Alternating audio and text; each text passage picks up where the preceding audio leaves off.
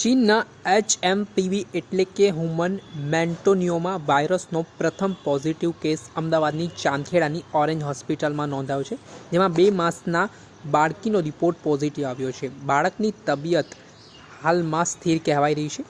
મોડાસાની નજીક રહેતા એક ગામમાં 2 મહિનાના બાળકને છેલ્લા 15 દિવસથી શરદી તાવ હોવાના કારણે સારવાર અર્થે ચાંદખેડાની ઓરેન્જ હોસ્પિટલમાં લાવવામાં આવ્યો હતો. ત્યારબાદ તેને વેન્ટિલેટર ઉપર રાખવામાં આવ્યો હતો.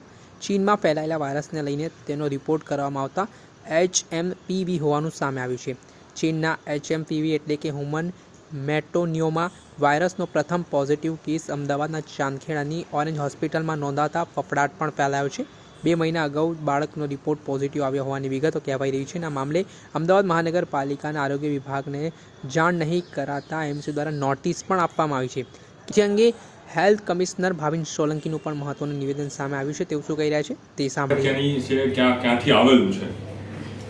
અમદાવાદ મ્યુનિસિપલ કોર્પોરેશન દ્વારા હાલમાં જે HMPV કેસના બાબતે કોર્પોરેશનની તમામ હોસ્પિટલ, સરકારશ્રીની તમામ હોસ્પિટલમાં તેમજ પ્રાઇવેટ હોસ્પિટલમાં જરૂરી કાર્યવાહી થાય તેમજ જરૂરી જાણકારી મળે તે પ્રકારની કાર્યવાહી કરવામાં આવેલી છે.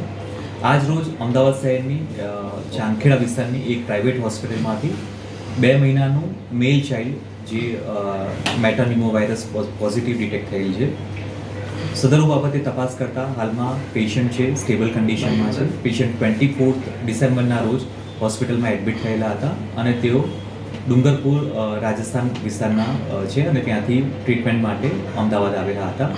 હાલમાં પેશન્ટને અને તેમના પેરેન્ટ્સને એક આઇસોલેશનમાં રાખવામાં આવેલા છે. તેમજ અન્ય કોઈ બાળકને અન્ય કોઈ દર્દીને આ રોગ ન ફેલાય, ઇન્ફેક્શન ન થાય તે માટેના પગલાં લેવામાં આવી રહ્યા છે. મેઇનલી કોર્પોરેશન દ્વારા સદરો બાબતે જે તે વિસ્તારમાં આ પ્રકારના કોઈ પણ સસ્પેક્ટેડ કેસીસ આઈધર પ્રાઇવેટ હોસ્પિટલમાં કે ગવર્મેન્ટ હોસ્પિટલમાં એડમિટ થાય, જરૂરી નિદાન થાય તે પ્રકારની કાર્યવાહી હાથ ધરવામાં આવશે અને સરકારશ્રી જે ગાઈડલાઈન આપશે તે પ્રમાણેની કામગીરી કોર્પોરેશન દ્વારા કરવામાં આવશે. સર, આ વિષયમાં ખૂબ જ લેટ ઇન્ફોર્મ કરવામાં આવ્યું છે. 26 તારીખે વાયરસ કન્ફર્મ થયો, આજે 6 જાન્યુઆરી થઈ. શા માટે હવે કાર્યવાહી શું? હાલમાં 26મી તારીખે પેશન્ટનો વાયરોલોજી ટેસ્ટ કરવામાં આવેલો છે અને તે જ દિવસે પેશન્ટનો રિપોર્ટ પોઝિટિવ આવેલો છે. હોસ્પિટલ તરફથી અત્રે જાણ કરવામાં આવેલી નથી. તે બાબતે એક શિક્ષાત્મક પગલાંના ભાગરૂપે હાલમાં તેઓને નોટિસ આપવામાં આવેલી છે અને જરૂરી કાર્યવાહી પણ હાલમાં કરવામાં આવશે. સર, બાળકની હિસ્ટ્રી જોઈએ તો કયા પ્રકારની, મતલબ ફેમિલી સાથે અહીંયા રહેતું હતું કે અહીંયા આગળ માત્ર સારવાર કરાવવા માટે આવેલું હતું અથવા કોઈ શ્રમિક પરિવારનું બાળક છે? હાલ જે પ્રમાણે હોસ્પિટલમાંથી ઇન્ફોર્મેશન મળેલી છે તે પ્રમાણે બાળક ડુંગરપુર વિસ્તારનું રાજસ્થાન સ્ટેટનું છે. સારવાર અર્થે અત્રે આવેલું હતું. પેશન્ટને જ્યારે અગાઉ 24 એડમિટ થયેલું હતું તે દરમિયાન રેસ્પિરેટરી ઇન્ફેક્શન એના ડિસ્ટ્રેસના ચિહ્નો પેશન્ટમાં જણાતા હતા. ત્યારબાદ પેશન્ટને ઓક્સિજન સપ્લાય આપવામાં આવેલો છે. ઇવન પેશન્ટને વેન્ટિલેટર પર પણ મૂકવામાં આવેલું હતું. હાલમાં પેશન્ટ સ્ટેબલ છે અને તેને એક્સટ્યુબેટ પણ કરવામાં આવેલ છે. સર, આ પ્રકારના કેસો વધુ ન થાય તે માટે કયા પ્રકારની કાળજી રાખવામાં આવશે?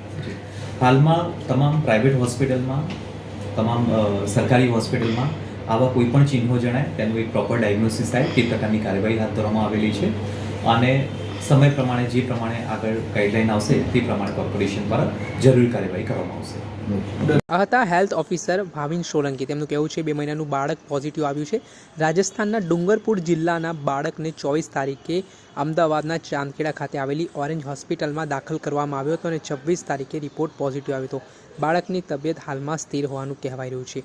આ મામલાના સંદર્ભમાં હાલ જેવી રીતે ચીનમાં જે વાયરસ ફેલાઈ રહ્યો છે HMPV, તેની અસર ગુજરાતમાં પણ જોવા મળી રહી હોય તેવું કહેવાઈ રહ્યું છે. કેમ કે પ્રથમ કેસ ગુજરાતના અમદાવાદના ચાંદખેડા ખાતે નોંધાયા બાદ ફરી એકવાર આરોગ્ય તંત્ર દોડતું થયું છે અને કહેવાઈ રહ્યું છે કે કોરોનાની જેમ આ HMPV વાયરસ પણ સંક્રમિત લોકોને કરે છે. ત્યારે હવે જોવાનું રહ્યું કે આ મામલાના સંદર્ભમાં રાજ્ય સરકારે પણ તાકીદે પગલાં લેવાની શરૂઆત કરી છે અને બહારથી આવનારા લોકો છે તેમના માટે એડવાઇઝરી અને જે જરૂરી ટેસ્ટ છે તે પણ ફરજિયાત કર્યા છે. દર્શક મિત્રો, એન કવરેજ ન્યૂઝને આપ લાઇક કરી લો, સબસ્ક્રાઇબ કરી લો અને શેર કરવાનું ભૂલતા નહીં.